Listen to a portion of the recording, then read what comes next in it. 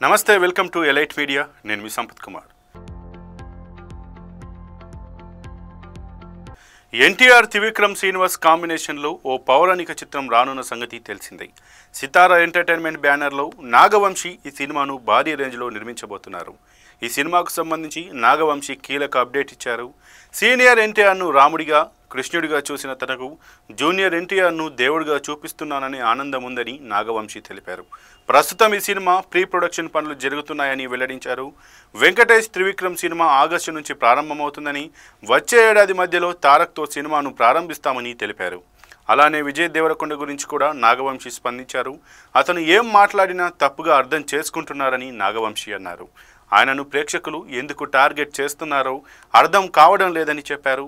మరోవైపు junior NTR Hrithik Roshan cinema War 2 August 14న ప్రేక్షకుల ముందుకు వస్తోంది. ఈ సినిమా గురించి నాగవంశీ మాట్లాడుతూ, ఈ చిత్రంలో తారక్ పరిచయ సన్నివేశం సినిమాకి హైలైట్గా ఉంటుందని చెప్పారు. తారక్ హృతిక్ల మధ్య ఫైటింగ్ సీన్ అద్భుతంగా ఉంటుందని, ఆ ఒక్క సీన్ చూసే తాను ఈ సినిమాను తెలుగులో రిలీజ్ చేయాలని నిర్ణయించుకున్నానని తెలిపారు.